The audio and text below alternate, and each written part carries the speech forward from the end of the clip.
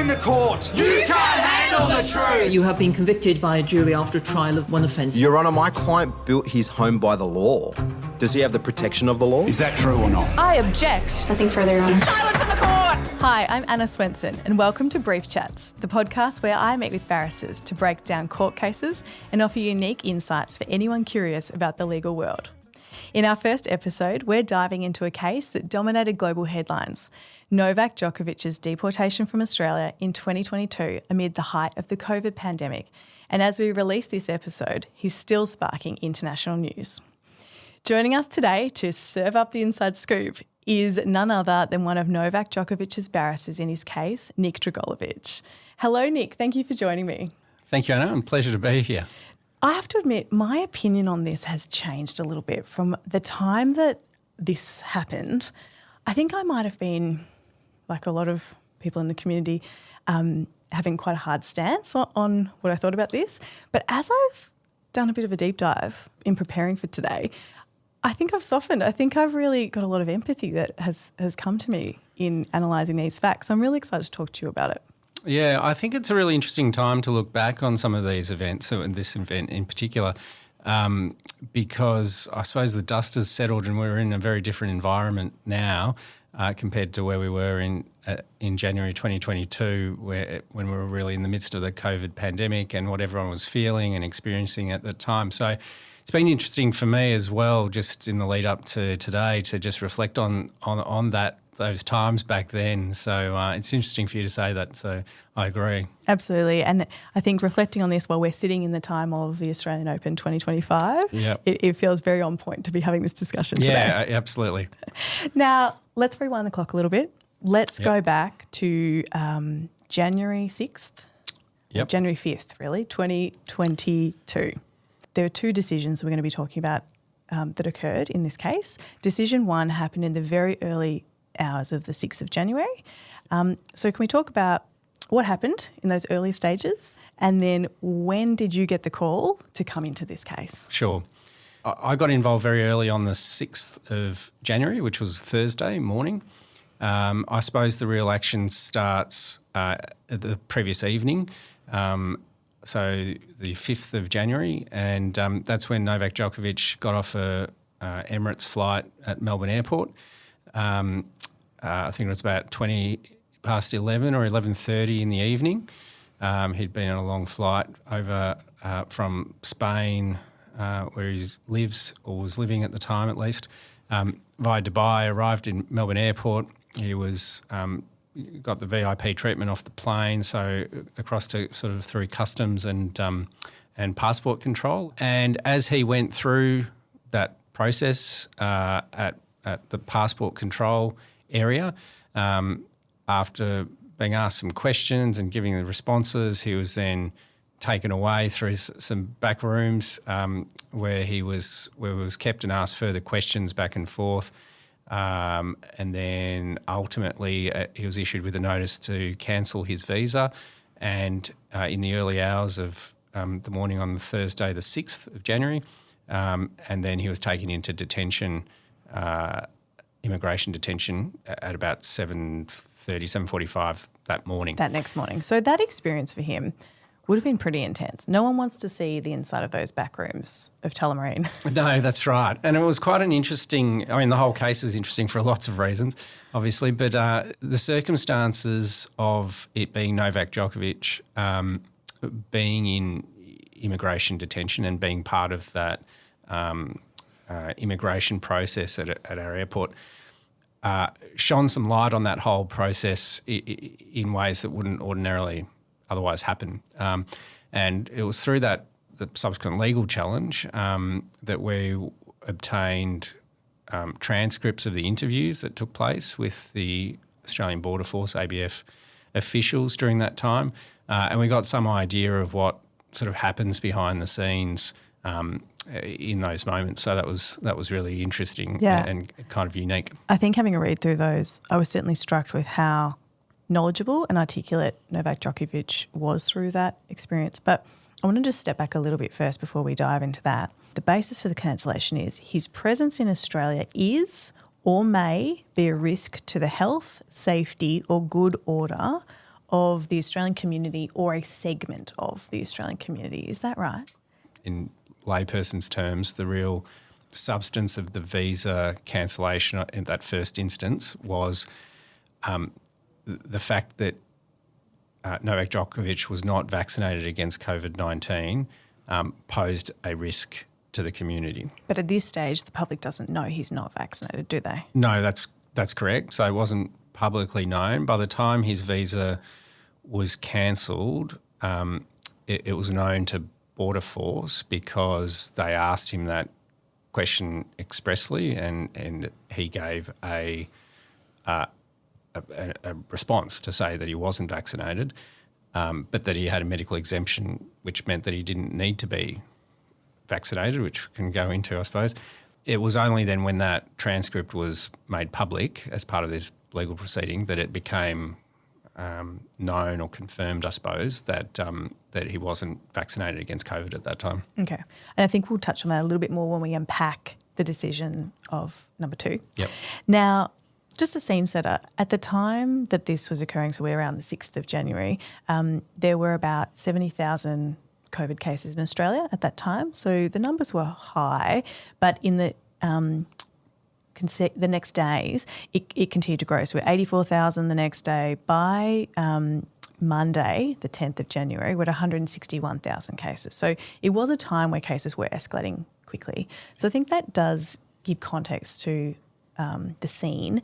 But what I also thought was interesting is the level of vaccination that Victoria had at the time. So at the time that this all occurred, the stats were that Victoria was on 94% first dose vaccinated and 93% for second dose. So we're pretty high on vaccination at that point in time. I seem to recall that one of the things that we looked at as part of looking at this case or considered was there was a very high vaccination rate at that point, and one of the arguments, and I suppose we can get to because it was probably more relevant to the second case, was to what extent did the people who, that very small minority of Victorians or Australians who weren't vaccinated at that point, to what extent was any further amount of poking, prodding, cajoling or encouragement by the government or anybody else going to get the rest of those people over the line to become vaccinated? So I don't know if any of those statistics ever sort of changed much from what they were at that time. Yeah, absolutely. Yeah, that 5%, I'm not sure if it changed. Yeah, whether we'd see those rates now, I'm not sure. Yeah, that's right. Do we know why he was brought off that flight to have that discussion? Is it public knowledge anywhere as to why there was issue taken with him coming into Australia at that time? Because my understanding from reading everything is that as far as he was concerned, as far as management was concerned, as far as Tennis Australia was concerned, green light, tick, tick, tick, everything was set up as it should be. I think that was certainly Novak Djokovic's understanding of what had happened, and it was certainly our submission that we made in court was that he'd followed everything that the Australian government required and the Victorian government, for that matter, required in terms of entry into Australia and entry into Victoria. I don't think he understood, certainly not when in those first initial moments, why there was a problem upon arriving in the country. As I say, it was our contention that he'd done everything that he needed to do. That aspect of the cases or the issues ever really got called into question, notwithstanding the two sort of subsequent court cases. Okay. So Novak Djokovic gets off the Emirates flight. Let's presume it's first class. I'm not sure. Next thing we know, we're in a dark, windowless room being questioned by Australian Border Force. That experience could not have been a fun one. No, it doesn't sound like it was. Obviously, getting off a long flight, you can imagine you're sort of jet lagged and weary. I expect that he was too. And then being, as the record of interview showed and the transcript that was tendered during the court proceedings, he was effectively sort of up for the duration of that night and being asked questions every now and then relating to his vaccination, relating to his arrival and documentation relating to his arrival into Australia. I must say I was struck by, I thought he was extremely composed. So did I. Polite and articulate in his responses. Yeah. I'm not sure that I would have been necessarily had I been in his position. Nor but I I. think that reflects on his character and his personality and strength. What happens between that sort of 11:30 midnight, early morning of the 6th through to 8 a.m. when he ultimately leaves the airport?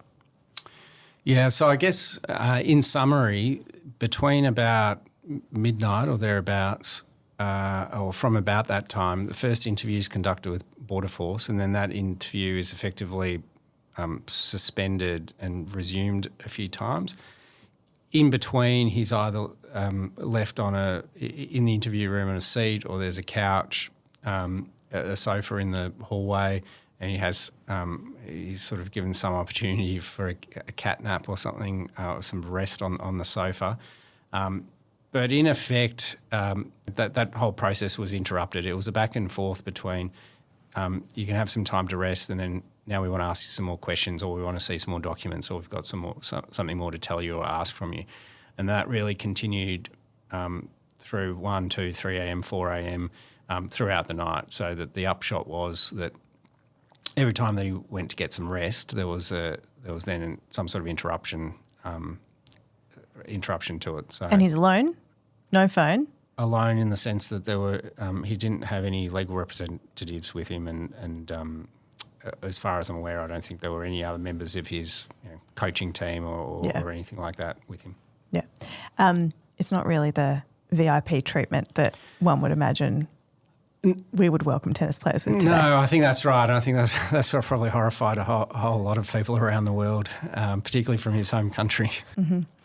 So at this point, your client is in detention, or whereabouts? Because I think a lot of people would love to know about the access to a client. It's hard enough sometimes working with clients and their busy lives, but we're talking about a client who is under effectively detention at this point. At the end of the process whereby the ABF official handed the notice of decision saying your visa is cancelled, at that point, based on the provisions of the Migration Act and the relevant laws, Novak Djokovic was detained in effect. Mm-hmm. So he was still obviously at the airport at that facility. At some point during the day, to the best of my recollection now, at some point during later that day, he was then moved to a facility. I think Park Hotel it ended up being, as part of his detention, but he was technically detained from the moment that his visa was cancelled, which happened at the airport at about maybe 7:45 or so that morning. So let's jump back into the 6th of Jan. You're in chambers after getting text message saying, get in here, you're dressed, you're ready to roll. What do you start with? Where do you begin? So I guess we sort of experienced, I should say the sort of the full team of counsel, the four of us, sort of came together in the course of that morning very quickly.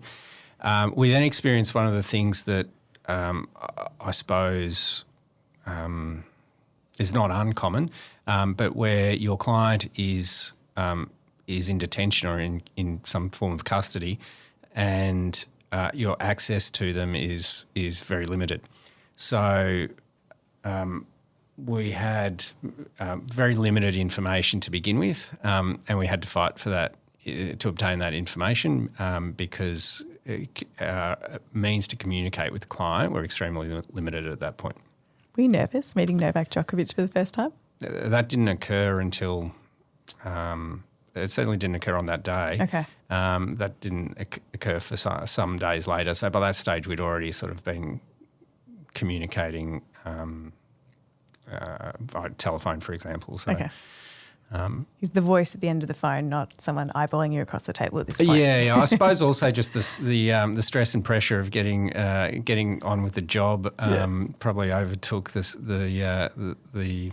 any stress or pressure of meeting a very high profile sort of celebrity and athlete such as him. Nik, in terms of that first phone call you have with Novak Djokovic, right through to that end call that you have when you say, unfortunately, we can't proceed any further, What's the level of fight? What's the level of concern? What's the level of stress in Novak Djokovic? Yeah, that's a great question, Anna. I think what's apparent from the material is that when Novak Djokovic landed in Australia and was brought out to through customs and immigration the usual way, he really wasn't expecting what was then going to occur. I think then over the course of the next 10 hours or whatever it was in that evening, I think it started to become apparent to him the seriousness of the situation and what was happening. As for what his stress levels were and how he presented, I think he held himself out in a very composed manner throughout, and I think you could see that from some of the footage and the remarks and the public comments that he made. So I think it's hard to guess and speculate, but you can see this is a person who deals with sort of stress. He's trained. On a frequent basis. Yeah, that's right. So whatever techniques he has and methodologies to deal with that, I think he's learnt and practiced and trains and continues to do that. So I think it's very difficult to guess at what his levels of stress might have been during that period. Maybe duck on the water, seamless across the top. We don't really know what's going on underneath. Yeah, that's right. Of all the cases you've had, is this probably the one that had the highest or tightest time constraints and pressure? Yeah, I think so, particularly in terms of what was required during that time and what was at stake. It really reminded me of being in a mooting competition back at university where you've got to compress a whole lot like into a very short, truncated space of time. I think in this case, we ran and I suppose we haven't mentioned yet, but there's the two separate cases that were run, both judicial review against decisions under the Migration Act to cancel his visa. Just running one of those cases in the ordinary course might take, a year, for example, perhaps. We squeezed that into a few days, and then sort of from from Thursday morning through till Monday was our window, and then that second case effectively started on the Friday night, and we had a hearing on Sunday morning, final hearing. So it was an extremely truncated timeline. So there was a lot of pressure to do the best that you could in that short space of time. 6th of January, your job is to challenge the cancellation that had happened at the border. Is that correct? Yeah. The first stage of that was to prevent him, Novak Djokovic, being put on a plane and Deported. Sent back. Yeah. So something like an injunction was flagged to prevent that happening so that we could go through the process of challenging the visa cancellation. Ultimately, there was undertakings given on the part of the Minister for Home Affairs, who was the respondent in this proceeding, that he wouldn't be sent back on a plane until this legal process had resolved. So once that was really the first hurdle. So the very first thing we were preparing for is how do we get an injunction? Right.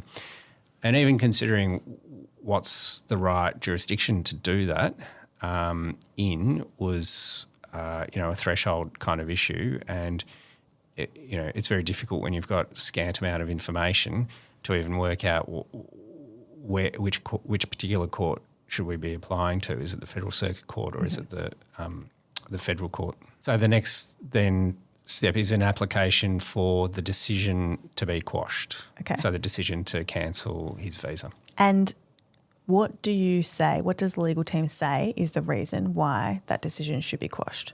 There are a few different grounds. The first one really centred around the idea that he posed a risk to the community. And fundamentally the thing lying beneath that as part of our submissions was that he had a medical exemption, for vaccination. The medical exemption was based on what was referred to as a contraindication, meaning tell us what that means. in effect, a valid reason why a person ought not be administered the vaccine. And one of those reasons, for example, some people might have a response to the vaccine, so that would have been a reason, a valid reason for a person not to be vaccinated. Another reason was if the person had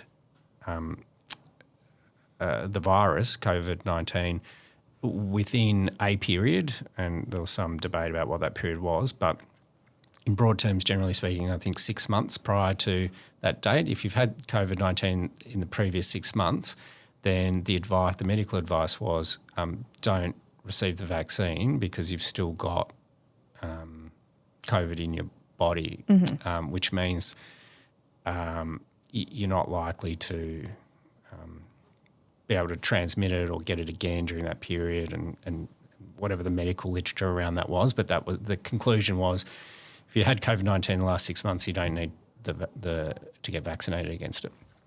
So that was the first reason, and our argument was, well, it turned out that he had it in the last 6 months. In fact, it was only a few weeks prior, or the previous month in December 2021. That was the basis of his medical exemption. And that on that basis he posed no risk to the community because he wasn't likely to either contract COVID or therefore transmit COVID. And this is at a time when everyone's I think I recall correctly that some of the restrictions had been eased, so people were able to go outside, but everyone was wearing masks, and I think mask mandates were still in place. And this is a guy who's come over here just to play on centre court in Rod Laver Arena. He has a job ahead. Yeah. A specific role. Well, and it's pretty isolating on the court. So True. Apart from his entourage and those people very close to him, he wasn't, which I suppose could be mitigated against. The idea that he was going to infect or cause infections to skyrocket seemed very unlikely. So our first ground, I suppose, was really centred around that there was no good reason to conclude that he posed a risk to the community. Also, given, I think you just mentioned the stats, that there was a lot of COVID going around already. Yeah. So the idea that this one individual would somehow exacerbate or contribute to that didn't seem real. Yeah. The second, I guess, theme was the natural justice theme, which was that basically that the Border Force officials told him that they were thinking of cancelling his visa. This is at, variously at sort of 3, 4 a.m. in the morning. And he hadn't had an opportunity to consult with lawyers or Tennis Australia or anyone else to try and get some resolution or some solution about what was going on. They then promised him that after some negotiation, they said, well, okay, you can have until 8 or 8:30 in the morning so that you have an opportunity to try and get in contact with. It's pretty rough though, isn't it? Someone during business hours. Yeah. But they afforded him, they said, we'll give you until that sort of early morning so that you can get in touch with someone here while they're awake. And he said, okay, thank you. But then they came back at some time later and said, well, actually, we're not going to give you that time. Why don't you just make a decision now? Like, why don't we just get on with this? Because then if we cancel your visa, then your lawyers will have something to appeal against. So basically there was a promise that he would have till 8 or 8:30 that was then revoked, and he didn't then have an opportunity to properly advocate about why they shouldn't cancel his visa. So there was a denial of procedural fairness. So when we get to that hearing, the first one, on the 10th of Jan with Judge Kelly, is that the reason that decision was quashed? Yeah, so we were sort of ready to run all of those arguments, and there was a few subset arguments to that first point. You'd had a busy week. Yeah, a busy weekend.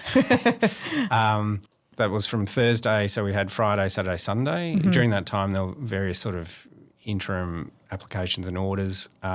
Then on Monday, the minister's legal representatives indicated that they were going to consent to the decision being quashed expressly on the ground, on the procedural fairness ground. So they were conceded that ground, which you probably say was it was the easiest point to concede, I guess. It had the least amount of consequences for... Low impact, cheap win. Yes, yeah, I think that's probably a good way to put it. So they conceded that point, not the other points, but they only needed to concede that one point for it to become a valid ground for the judge to make the orders to quash the decision. So Monday afternoon, the decision to cancel his visa was quashed. So his visa was reinstated and orders were made for his immediate release. Big highs and big lows in this case. Yeah. The turning point that I think was the big red flag, the warning as to what was coming from my reading of the material I've seen, which is all public information, was the comments made by counsel for the other side at that hearing on the 10th. Yeah. Can you talk us through what happened? So on the 10th, it's the Monday, we're very excited to hear the news that basically the minister's capitulated and we win, and they agree to orders quashing the decision and releasing Novak Djokovic from detention. So great Big win. yay. Yeah, Big yay. High fives all around. In the same breath, though, as you said, counsel for the minister indicated to us and to the court that his instructions were that the other minister that has responsibility under the Migration Act was expressly reserving his position to use his personal powers under Section 133 of the Migration Act to cancel the visa. So what we have is we had the Minister for Home Affairs on whose behalf the first decision was made. So she effectively agrees her decision is quashed. But at the same time, we have this warning. A big warning. It was, and I can't say it was a veiled threat. It was pretty open that the minister was contemplating cancelling the visa under what's referred to as the God powers under the Migration Act. Novak Djokovic was free to, commence his training for the tournament, which was going to start in 7 days' time, less than 7 days' time. Because you don't have confirmation it's coming. You have a threat or a worry that it might. Yeah, that's right. So so that's on the Monday afternoon, late afternoon. The next time the formal decision by the minister to exercise his God powers was made on the Friday afternoon. What time? I think it was somewhere between 5 and 6 p.m. Do you think that was a bit loaded? Probably not for me to say. But getting a bombshell, 5:35 on a Friday. I'm going to say it. I think there's a bit in that. Yeah, I think everyone can draw their own conclusions about what politicians do and what happens at sort of that hour at that time of the week. So another busy weekend for you to jump into there. As much as you can sort of theorise about what may or may not happen and try to anticipate or preempt anything, particularly in something like this, it's an administrative law matter. You really need the decision in order to work out what to do with it. Yeah, that's right, and what your legal options are and all of that. So you've got those written words in front of you. You can't dissect something you don't have. Yeah, that's right. Yeah. That's right. So you get that Friday evening. Yeah. I want to touch on the key reasons for that decision being enacted. And I think we've touched some on the health and safety things, but I think one thing that really stood out in this decision, because I read through all the reasons, is these good order risks. So can we talk about what what reasons under this good order banner did the immigration minister give as to why the visa should be cancelled? So I suppose in a nutshell, and this is sort of my paraphrase or summary of it, the minister considered that Novak Djokovic's presence in Australia may pose a risk, and I think the wording of the section conferring these powers is that the person's presence may pose a risk to health, safety and good order, something along those lines. That was based on the fact that he wasn't vaccinated against COVID-19 and that there was a portion of the Australian community who were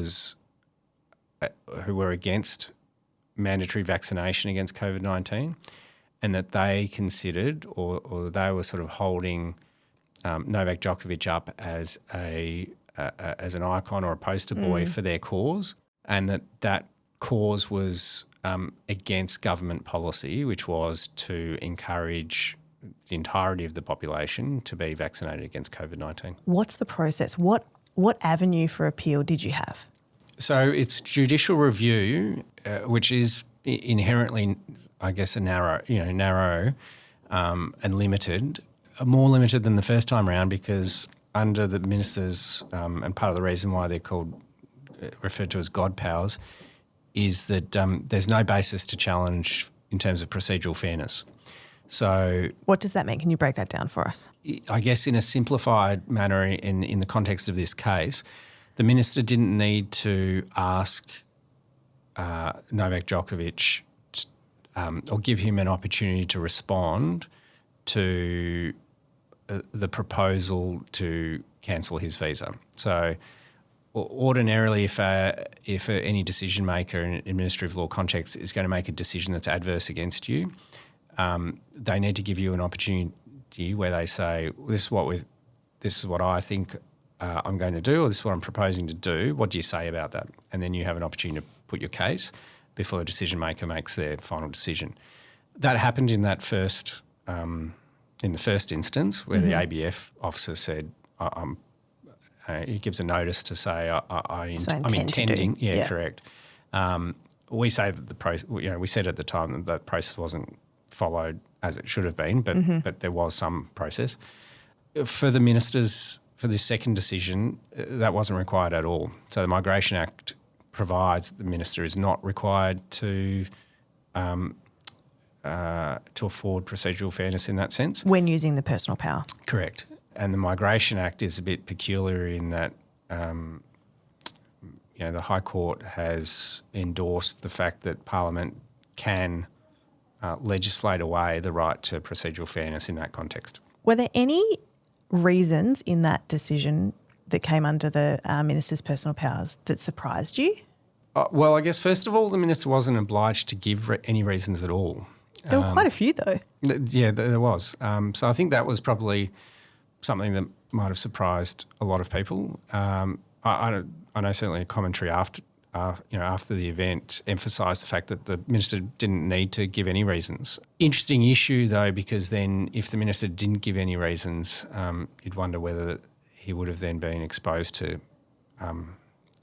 potential cross-examination about what his reasons were. But in any event, he gave reasons. That provides the base for what to look at and analyse, dissect and try and attack. Some of those reasons were surprising in the sense that they were pretty flimsy. So I think there was reference to a couple of newspaper articles where journalists had made comments that were then attributed to what Novak Djokovic's position was in terms of vaccination, for example. In an ordinary setting, it would be very difficult to sort of draw the thread together to make some of the conclusions that the minister did make based on that evidence. Yeah. But this was a unique situation, and the minister's powers kind of unique in that regard. And as the full court ultimately said, there doesn't need to be very much there for the minister to be able to validly exercise that power. So let's talk about that court process. So we go to full bench, full court. Was that a strategic decision or is that the process? the first decision was before Judge Kelly. When it was announced by the barrister for the Minister for Home Affairs in the first decision that the Minister for Immigration was potentially going to make a subsequent decision, Judge Kelly indicated that he wanted the matter, if there was going to be a further decision and then a further application, that for his chambers to be alerted as soon as possible so that he could deal with it. So that process was followed. So the matter was brought on Friday evening after the decision was made. An oral application was made to challenge that decision. It was decided by, or was proposed by Judge Kelly to refer it up to the federal court. So it was passed up to Justice O'Callaghan, the federal court. It was brought on before His Honour on the Saturday, from memory, and then he referred it to the full court, or full bench of the federal court. And that was done with the concurrence of the parties, and I suppose some of the advantages of that were it reduced the scope of or prospect of an appeal either way. So whoever was it's a gamble. Yeah, that's right. Whoever was the losing party meant that really, rather than having a prospect of an appeal against a single judge to the full court, that we just went straight to 3 judges. That was relevant given that, you know, we're dealing with that on Saturday, and the tournament starts on Monday. So any decision that's made after Sunday night is effectively OTOs because Novak Djokovic wouldn't be able to play. Yeah, the practicality of it is we can't do anything with that. Yeah, that's right. Yeah. All right, so we get the decision. What is it? So after slogging away for a couple of days over the weekend. Long rally. Yeah, that's right. On Sunday afternoon, the decision is that the minister's decision is upheld and our application is dismissed. So, in other words, I think the court pointed out that it wasn't the nature of the challenge, the nature of the issues to be decided didn't involve consideration of the merits of the minister's decision or the wisdom of it was I think the words used. But the court upheld I guess the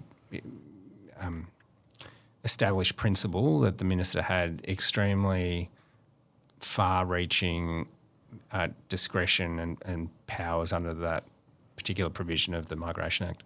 Putting aside you as a barrister for a minute, how did you feel? Well, I think we're all pretty deflated at that point. Yeah. How's Novak Djokovic feel at this point? Pretty composed. Look, I don't know how he would have felt. I guess I can imagine how I would have felt in his shoes. Yeah. I think his legal team were very disappointed, and disappointed that the process that it had gone through, and we'd obviously put a lot of work into it, but we understood the reasoning behind the decision. So okay. I think the reality is in litigation you accept that someone has to win and someone has to lose. I was just about to say in this game we were accustomed to not always winning. So, and you respect the umpire's decision. So that's where we're at. And I think the decision's been dissected subsequently. I think the interesting thing about this case is how much there was and it's certainly not solely this case, but it's one of those categories of cases where the legal issues and the technical legal points and interpretation of the Migration Act, which is fascinating for some people, and the application of administrative law, which is fascinating for some people as well, overlapped with politics and decisions being made at very high levels of government, how to handle and how to deal with this thing, because it's not often that you get comments by Commonwealth ministers, including the Prime Minister, about specific individuals that are involved in migration law matters. Or about the Prime Minister commenting on your client. in that moment at that time. Yeah, that's right. So, and then on top of that, this was a matter that was being followed by a lot of people in Australia. So there's a lot of popular interest in this case and this issue. Again, not just because it's migration. No, because it's got or because administrative law, involved. because it involves one of the world's top tennis players. And then also, I guess, on top of that, there's an international flavour to it all. The there world are was people all watching. around watching. Yeah, that's right. Yeah. One of the interesting things about this case was, and as a direct consequence of that, is that all the proceedings were streamed and all of the material that was filed with relevant personal information redacted, but it was all uploaded onto the internet. And that's become a little bit more common in some of the more high-profile cases since. It was fairly, if it wasn't the first time, it was certainly fairly new or unique at that time. But the fact that it had international interest meant that there were people all over the world watching the proceedings as they were being streamed and downloading and reading all of the material that was being filed. What that then happened is that all of those people had great ideas about how to assist. Oh, I know. They were calling me. The case, that's right. We were getting phone calls during those weeks from members of the public, international calls even, saying, I'd like to speak to Nik Dragojlovic. I have something to tell him about the case. And the investment of people's opinions in this case was significant. And so I definitely know you would have felt the heat on that. Yeah. Well, it was a little bit like unsolicited crowdsourcing to help you with your legal issue. What was your lasting impression of Novak Djokovic, having worked with him as your client? Yeah, he struck me as a very impressive individual, and I can certainly understand and appreciate why he's number one tennis player in the world. He's I suppose I'll say, he's very humble and has a lot of humility. He's considered, he's extremely intelligent. I think we know he speaks a multitude of languages quite fluently. And I think we see in the media how he's thoughtful about some of the issues that he thinks about and deals with and interacts with. So he was quite inspiring to be around, and it was a great privilege and honour to be able to meet him, I suppose, and spend that time with him in unfortunate circumstances. But he, I think there's something about those sorts of people that are really at the pinnacle and elite level of their professions, that there's a certain aura around them, and I think you certainly get that feeling from being around him as well. Some would say that about you in the law. Well, I'm not sure I put myself in that category. I'm going to put you there. Final question for you. If Tony Jones calls you up and says, hey, Nik, you're a commercial barrister, I need some representation, are you conflicted? I probably won't answer that. I'll let you deal with that call. I'll deal with the calls. Nik, thank you so much for joining me for Brief Chats. This has been such an amazing topic to talk to you about, and I've really loved getting your insights on this, so it's been wonderful. Thanks for joining me. Thanks, Anna. It's been great to spend some time with you and talking about the great case from back then. Silence in the court. The information shared on this podcast is for general informational purposes only and is not intended to be advice of any kind. While we strive to provide accurate and up-to-date content, we make no guarantees or warranties about the completeness, reliability, or accuracy of the information presented. Any opinions expressed by guests on this podcast are their own and do not necessarily reflect the views or opinions of the podcast host or production team. The inclusion of any resources, links, or references does not constitute an endorsement or recommendation by the podcast. Listeners are encouraged to seek professional advice specific to their own situation before making decisions or taking action based on the content of this podcast. Neither the podcast host, producer, nor any associated parties will be held liable for any losses, damages, or harm resulting from reliance on the information provided. By listening to this podcast, you agree to this disclaimer and accept that you are responsible for your own actions and decisions.